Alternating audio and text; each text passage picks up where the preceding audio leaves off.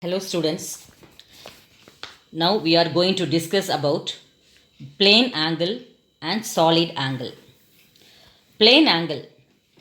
It is the angle between the intersection of two straight lines or the intersection of two planes.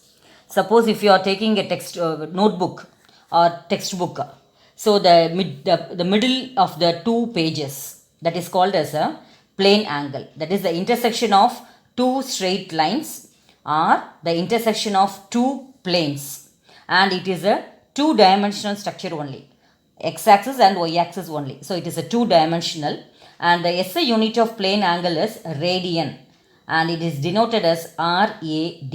That is, the SI unit of plane angle is radian and is denoted as rad. So it is defined as the angle between the intersection of two straight lines or the intersection of two planes. So it is represented by the letter theta. The first diagram which shows that about the plane angle, that is, we easily saw the intersection of two plane or the intersection of two straight lines. The second picture which shows that radian. So define radian. A radian is the angle subtended at the center of a circle by an arc whose length is equal to radius of the circle. That means, suppose if you consider a circle, the midpoint, from that midpoint if you draw a straight line, when cut the circumference of the circle, which created an angle. That angle we call it as a radian. So it is an angle which is subtended at the center of a circle by an arc whose length is equal to the radius of the circle. So pi radian, which is equal to 180 degree, that is the angle which is called as 180 degree. 1 radian which is equal to 180 degree divided by pi. So pi means is a 360 degree we know. So pi radian equal to 180 degree. 1 radian equal to 180 degree by pi. So radian means nothing but it is the angle subtended at the center of a circle by arc whose length is equal to the radius of the circle. Second type of angle is solid angle. The first type is plane angle, we discussed. The second type is solid angle. It is the angle formed by three or more planes intersecting at a common point. That means more than three planes. For example, cube if we consider.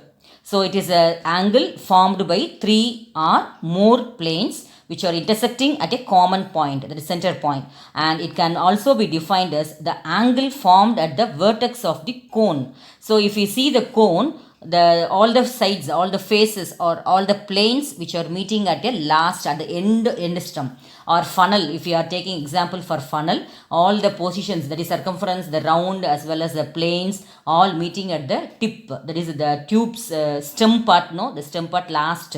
So it can also be defined as the angle formed at the vertex of the cone. The SI unit of solid angle is steradian and is denoted as SR. Steradian. So plane angle, the unit is radian, and solid angle, the unit is steradian and is denoted by the letter SR, that is small SR. Now definition for steradian.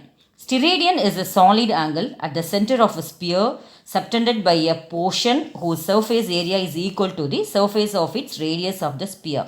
So best example for this is cone. Is a solid angle at the center, that is steradian is one type of solid angle at the center of the sphere subtended by a portion whose surface area which is equal to the surface of its radius of the sphere. Now we are going to see the difference between plane angle and solid angle. The angle between the intersection of two lines or two planes is called as plane angle. The angle between the intersection of three or more planes at a common point is called as solid angle. Plane angle is two-dimensional structure. Solid angle is a three-dimensional structure, that is x, y and z axis. And the plane angle unit is radian. Solid angle, the unit is steradian. So plane angle and solid angle, they are completely comes under the supplementary quantities. Then in 1995 only they are shifted to the derived quantities. The next topic we are going to discuss about clocks. We know what is the use of clock. Clocks are used to measure the time intervals. So many clocks are used from the ancient times. Scientists, they modified the clock's mechanism to obtain the accuracy of the time. So it is used to measure the time intervals. So now we are discussed about the types of clocks based on their display. So based on their display, it may be divided into two types.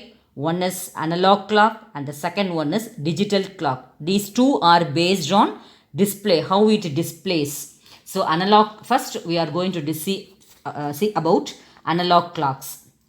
It is looking like a classic clock, that is old type, classical, so old type. It has three hands to show the time. There's hours hand, minutes hand and seconds hand. If you see the clock, there are three hands will be there. Hours hand, it is a very short and it is a thick in nature. It shows an hour. Minutes hand means it is a long and thin. It shows the minute. Seconds hand, it is a long and very thin. When compared to minute hand and the second hand, the second hand is very thin. It shows the second. It makes one rotation in 1 minute and 60 rotations in 1 hour. That means seconds hand, if it rotates, it makes one rotation. That means from starting from 12 to then again reaches to 12. It is one complete rotation means, if the second hand complete one rotation means it refers to 1 minute.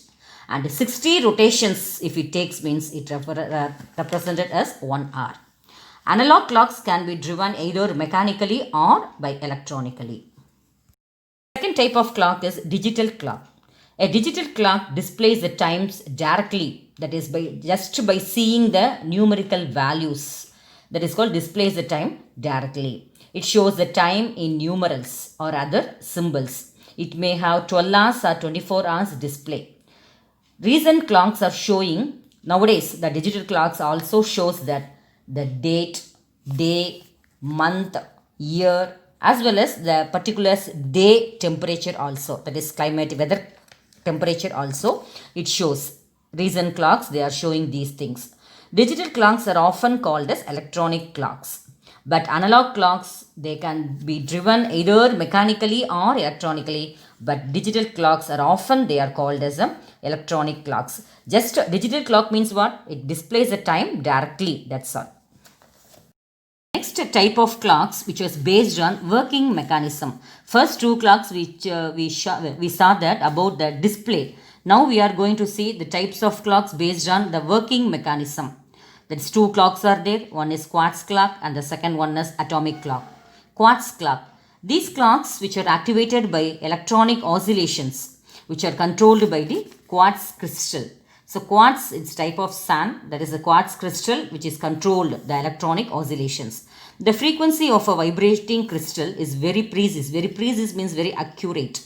So the quartz clock is more accurate than the mechanical clock. It shows them each and every seconds in a precise manner, not variations. So it gives a correct value. These clocks have an accuracy of 1 second in every 10 power 9 seconds. Next, atomic clock. These clocks are making use of periodic vibrations occurring within the atom. That means in an atom, how the vibrations are taking place, these clocks can be used. These clocks have an accuracy of 1 second in every 10 power 13 seconds.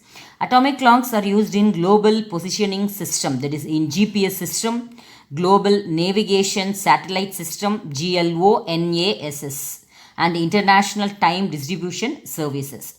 But these atomic clock are not used in our home, that is home appliances. It is not used often, but mainly it is for predicting the GPS as well as GLONASS and international time distribution services. It is used for making the periodic vibrations occurring within the atom. So children, one more point I want to say. The first atomic clock was developed in 1949 at the US National Bureau of Standard, but it was less accurate than the quartz clock. The first accurate atomic clock, that is based on cesium 133, was built by Louis Eisen and Jack Penny, the National Physics Laboratory in the United Kingdom.